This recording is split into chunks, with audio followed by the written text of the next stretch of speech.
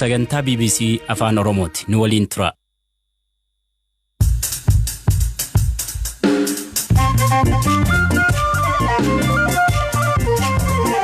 Akka mooltan dhaggeeffattoota keenya tamsaasni BBC Naayiroobii irraa kallattiin isin bira ga'u eegalee jira. Har'a qabiyyeen suneeffanne Oromiyaatti hidhamtoota mana hidhaatii baasanii ajjeesanii gatuun baratamaa dhufeera. Kan addi bilisummaa Oromoo jedhe mootummaan naannichaa maal jedhama? Namni mana sirreessaa keessa yookaan mana amala sirreessaati yookaan immoo buufata poolisiitii fuudhamee ajjeefame kan jedhu ragaasaas hin qabu. Karaa kamiinuu seeraan alaa. Hiriira naannoo Amaaraatti ba'ame irratti dhaadannoo Oromummaa naa badoo jedhu hiriirtonni qabatanii ba'an marsaalee hawaasaa irratti dubbii ijoo ta'eera. Qorataan aadaaf seenaa obbo Alamaayyoo Hayilee maal jedhani? Oromummaa jechuun uffata isaa, aadaa isaa, nyaata isaa, jiruuf jireenya isaa kallattii maraan jechuudha. Magaalaa Finfinneetti gamoon ijaarsa irra ture jigee lubbuu namoota galaafateera. Akkasuma oduuf odeeffannoo biroos qabna. Ani Hirphaa Gammachuuti. Amma xumuraatti nu hordofaa.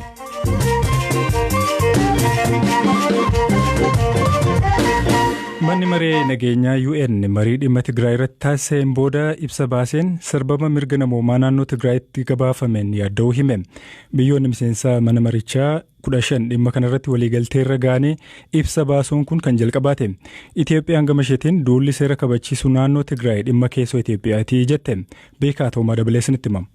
Manni maree nageenyaa dhaabbata biyyoota gamtoomanii rakkoo namoomaa fi lola naannoo Tigraay keessatti adeemaa jiru ilaalchise eebila 15 bara 2021 walga'ii taa'ee ture. Waltajjii cufaa ture kanarratti hoogganaan qarqaarsa namoomaa UN Mark Lowcock Tigraayitti lolli hin dhaabanne haallis wayyaa hin jiru kun hunda keenya yaaddeessuu qabaa jechuun dubbatan. Naannichatti beelli akka meeshaa waraanaatti hojiirra ooluu ka dubbatan Ab Lowcock miseensonni mana marichaa tarkaanfii dabalataa akka fudhatan gaafatan. Bakka buutuun Ameerikaa ambaasadar Linda Thomas Greenfield lolli akka dhaabatuu fi loltoonni Eertiraan Tigraay keessa akka bahan irra deebiin gaafatan. Amma dura irra deddeebiin dhimma lola Tigraay irratti mari'achaa akka turan miseensonni mana maree nageenyaa UN waliigaltee irra gahuu hin dandeenye ture. Marii miilanaan booda garuu biyyoonni marti sagalee tokkoon ibsa waloo baasaniiru. Ibsa kamisa kaleessaa baasan kanaan miseensonni mana marichaa naannoo Tigraayitti haala namoomaa jiruun yaaddofneerra jedhan. Tattaaffii qarqaarsa namoomaa dhiyeessuuf mootummaan Itoophiyaa godhaa jiruuf beekamtii ka kenne ibsi kun ammallee rakkooleen namoomaa jiraachuu beeksise.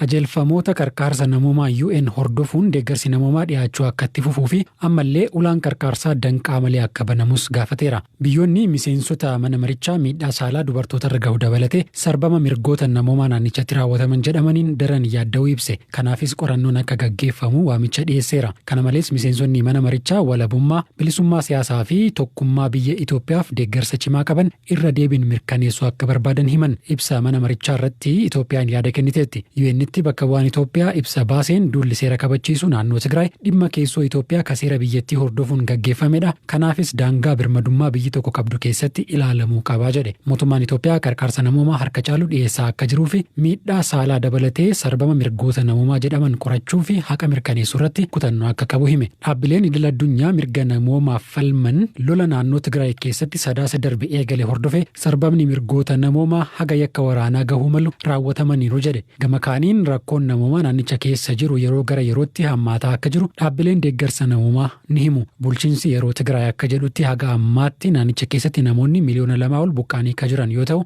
namoonni miliyoona 4 ol ta'an ammoo deeggarsa namoomaa isaan barbaachisa.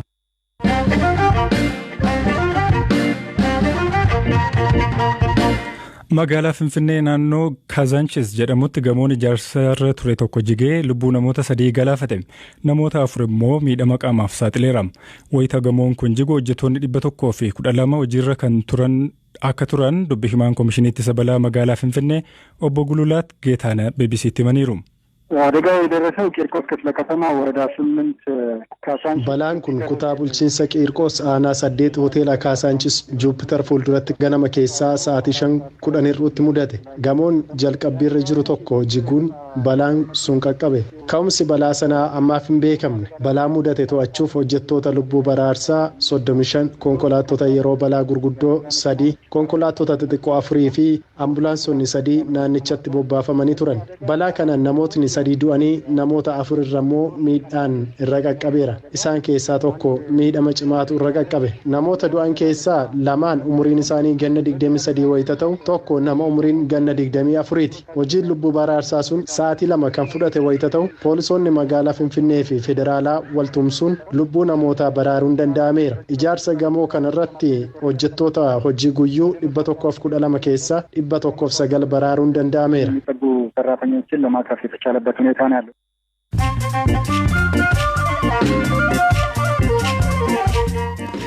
amma mooduun gaggabaabsee isinitti manni murtii olaanaa federaalaa namoota ajjeechaa Haacaaluu Hundeessaatiin shakkaman keessaa ragaalee ittisaa himatamaa sadaffaa Abdii Alamaayyoo dhaga'e. Manni murtii mirga wabii eegee fi kan ba'e Abdii Alamaayyoo ragaalee ittisaa lama dhiyeeffachuun jechisaa dhaga'ameera.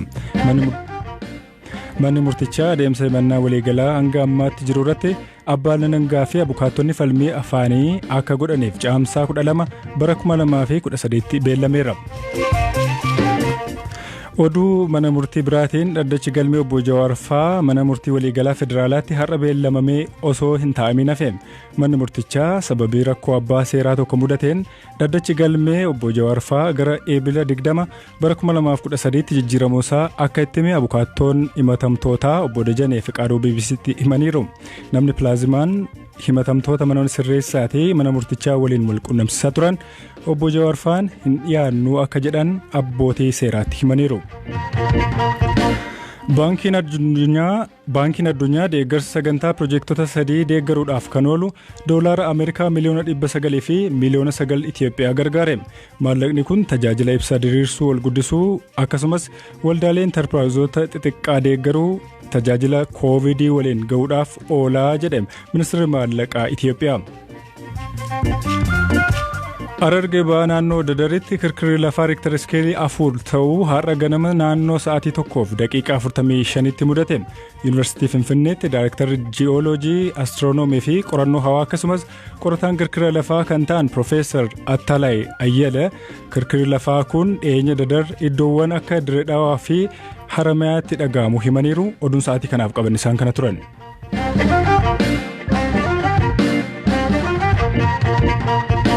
Gara qabiyyee sattaanutti yoo ceenu naannoo Oromiyaatti hidhamtoota mana hidhaati baasanii ajjeesanii gatuun baratamaa dhufeeraa jedhe Adda Bilisummaa Oromoo. Ibsi koreen deeggarsaa hidhamtoota siyaasaa dhaabichaa har'a baase akka jedhutti namoonni mana hidhaatii baafamanii ajjeefaman kunneen mana murtiitti akka gad lakkifaman murtaa'ee kan dabalatudha. Dhaabichi namoota 25 mana hidhaatii baafamanii ajjeefaman jedhe bakka itti ajjeefaman jedhuu waliin kan tarreesse yoo ta'u himatamtoonni hedduun ammoo achi buuteen isaanii dhabameeraa jedhe. Haalli kun ammaan dura godinaalee Wallaggaa fi Gujiitti mul'ataa ture amma garuu godinoota Oromiyaa maratti raawwachaa jira jedheera. Dhimma kanarratti kan dubbisne dubbi himaan mootummaa naannoo Oromiyaa obbo Geetaachoo Baalchaa gocha maqaa balleessitii jedhani. Habaa'oon biyya kana keessatti lubbuu namaa ajjeesuun jira, mana hidhaatti nama dararuun jira jedhee mootummaa kasasuun uumama isaatiin nama kasasuun beekamaadha. Eenyutu du'ee, eessatti du'ee kan jedhu ragaa dhiyeessuu hin danda'an odeeffannoo kana hin qabu akkati kaasee miidiyaa hawaasaa irrattidha kan jechaa jirtu. Odeeffannoo akkasiis hin qabu. Namni kamuu gaafa buufata poolisiittis haa ta'u mana amala sirreessaas gaafa galu kaasee to'annaa mootummaa jala kan inni galu. To'annaa mootummaa jala gala jechuun maal jechuudha? Namicha sanaafis eegumsi godhama. Namni sun amala sirreeffachuudhaaf iddoo sana gale malee miidhaan qaamaas miidhaan biraas irra ga'uudhaaf miti iddoo sana kan galu. Sanarra darbee gochaan kanaan ala raawwatame bakka yoo jiraate immoo kun miidiyaa hawaasaatti ba'anii isa ta'u miidiyaa idilee irrattis ba'anii ibsuudhaan utuu hin taane kan fala argachuu danda'u. Namoota bakka rakkoon itti akkasii qunname sanatti miidhaa ga'e sana buufata poolisii sanarraati yookaan immoo qaama to'annaa sana nama sana to'aterraati qulqulleeffachuun hin danda'ama. Miidhaan akkasii ga'eera jedhamee bakka yaadamutti immoo seera biyya kanaatu jira. Namni tokko sababii malee atuu manni murtiitti murteessin ajjeefamuu hin danda'u. Gaaffiin isinii kaasu Adda Bilisummaa Oromoo kan inni tarreessu namoota 25 bakka itti ajjeefamanis maqaa isaanii wajjiniin kan inni tarreesseetiin jedhe. Namoota kana keessa fakkeenyaaf Ballaxaa Xiiqii godina Horroo Guduruu Wallaggaa Jimmaa Raaree akkasumallee Guutaa Caraanaa nama jedhamu bakka isaa wajjiniin tarreesseera. Oromiyaa keessa iddoo adda addaatti wanti kun akka raawwatamudha kan inni kaasu. Namoota lakkoofte kun dhalachuu isaanii hin beeku lubbuun jiruu isaanii miti. Lubbuun jiruuf dhalachuu isaanii beeku sirraa namni sun dhuguma hidhame moo hidhamne qabame moo hin qabamne keessatti lafti inni itti ajjeefamu qulqullaa'utu sirra jiraata. Namoonni hidhannoo hidhatanii caasaa nageenyaa wajjiniin wal waraanaa jiraniif dhukaasa banan bakkee atamma ibsite irratti isaaniin olis du'uu danda'a namni kanaan olis namni du'e jiraachuu danda'a. Namoota hidhatanii fuulleedhaan waraana gaggeessaa jiran addi bilisummaa Oromoo ankootii warri waraanaa jiran warri jeequmsa gaggeessaa jiran warri iddoo garaagaraatti waraana bananii uummata saamaa jiran jedhee fudhateera taanaan ragaan kun nuufuu ragaa guddaadha yoo akka itti fudhateera ta'e. Kanarraa kanas namni bakkee irra jiru namni to'atame mana to'annaa keessa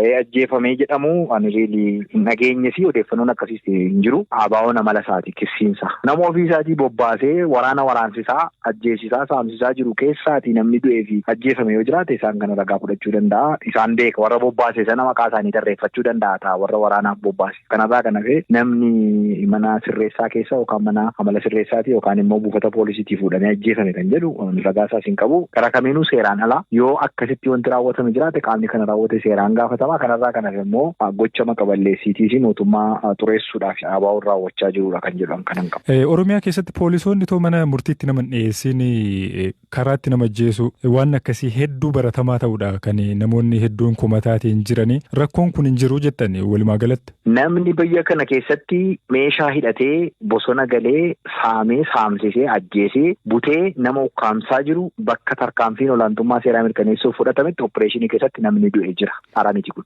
Mana hidhaati. Poolisiitti tuudhukaasuu poolisiitti ofiisaatis meeshaa hidhatee poolisiitti tuudhukaasuu poolisiinis du'ee innis kan du'e jiraachuu danda'a humni akka kana. Kanarraa kan hafe mana hidhaatii fuudhamee kan jedhu an odeeffannoo akkasiis hin qabu seeraan alas gochaan akkasii yoo kan ta'u ta'e. Tibbana hiriira naannoo Amaaraatti ba'ame irratti dhaadannoo Oromummaan haa badu jedhu hiriirtonni qabatanii ba'an dubbii ijoo marsaalee hawaasaa ta'ee tureera. Ofii Oromummaan maali? Oromoo ta'uu fi Oromummaa qabaachuu jidduu garaagarummaan jira laata? Maatii olaanaa gaaffilee kana qorataadhaaf seenaa akka ta'an obbo Alamaayyoo Ilee gaafateera. Oromummaan inni dura aadaa Oromoo, seera gadaa, jireenya Oromoo, afaan Oromoo beekudha. Oromummaan wanni guddaan isaan. Lammaffaan immoo dhaloota. Dhalattee ati faranjii ta'uu dandeessaa, dhalattee ati araba ta'uu hin dandeessaa. Garuu Oromummaan wanna Oromoon hojjetuu fi seerri Oromoon ittiin bulu sirna gadaa isaa, duudhaa isaa isa ganamaa fi jireenya hawaasummaa hunda beektee jechuudha. Of ibsuu danda'udha jechuudha. Oromummaa jechuun uffata isaa, aadaa isaa, nyaata isaa, jiruuf jireenya isaa kallattii maraan jechuudha. Aadaa qabatamaa, aadaa hin qabataman yookaan kiliyyaa kana hunda waa'ee Oromoo beektee Oromoodha jettee yoo of ibsite isa Oromummaan. Dhiigaan Oromoo taatee hin dhalatta garuu Oromummaan kan ibsamu eenyummaa isaatiin, aadaa isaatiin, afaan isaatiin, jireenya isaatiin, jireenya afuuraa yookaan immoo kiliyyaa kan jedhamu kana jechuudha. Spiritual and material value of the Oromo culture. Namni tokko hawaasa itti dhalate fakkaata. Isa keessatti hawaasa itti dhalate sani keessatti waa hunda isaa qabattee yoo guddatte hawaasa isaan jechuudha. Jalalarree qabaachuu qabda. Weedduu isaa, gadda isaa, boo'icha isaa, dhiichisa isaa waa hunda beekuu qabda. Isa Oromummaa sin jechisiisu malee ati Oromoo taatee asii dhalattee daa'imummaadhaan Ameerikaa galaalte ati Oromoo dhiigaan Oromoodha garuu Oromoo miti. Beektu kaa waa'ee Oromoo. Kanaaf Oromummaa jechuun jireenya hawaasa sanii beektee hawaasa Oromoo beektee Oromoo keessatti guddattee aadaa Oromoo fudhattee isa Oromoo kan si gochuu. Oromummaa jechuunis kana jechuudha. Kanaafuu bulmaata isaa, aadaa isaa, qonna isaa, nyaata isaa, dhugaatii isaa, boo'icha isaa, gadda isaa, gammachuu isaa hundumaa beektee yoo bifa saniin ofiisiite ati Oromoodha. Oromummaanis isa kana. Oromoo ta'uu fi Oromummaa qabaachuu gidduu garaagarummaan jira jechuudha. Dhugaadha hin jira ka. Oromummaa qabaachuun hin aadaa isaa gonfatteedha. Kana achi Oromoo taate garuu aadaa Oromoo kan hin beekne afaan Oromoo, uffata Oromoo, nyaata Oromoo, gaddaa fi gammachuu isaa kan hin beekne taanaati Oromoo guutuu miti jechuudha. Dhalootaan dhiigan Oromoodha. Oromummaan garuu aadaa keessatti taphatan kan baratamu. Tokko hawaasa kanatti siqtee aadaa isaa keessa hoo jiraatte ati faranjiis ta'e arabas ta'e Oromoon siif kenna Oromoo si tolcha. Si moggaasaa jechuudha. Moggaafamtee isa fakkaattaa jechuudha. Aadaa Oromoo fudhatta, eenyummaa Oromoo, amantaa Oromoo, sirna gadaa isaa waa hunda isaa fudhatte jechuudha. Oromoo tolchite jedhama. Oromoo tolfame jechuudha namichi sun. Oromoo accept godhe jechuudha aadaa Oromoo sana. Kanaaf akka Oromootti dubbata, aadaa Oromoo dubbata, akka Oromootti jiraata, Oromummaa fudhate jechuudha. Garuu Oromoo keessatti dhalatee aadaa Oromoo immoo afaan isaa waa hunda isaa neglektii godhe Oromummaa qaba jechuu hin dandeessu. Sagantaa keenya har'aa gara goolabuutti finnee jirra. Odeeffannoo dabalataa hedduu marsariitii keenya irraa kan argattanii Beekaa Toomaa qopheessaa qophichaa ta'e ani Sirphaa Gammachuu isinii dhiyeessuudhaan si wajjiniin ture jira. Torban gaarii qabaadhaa, nagaatti tura.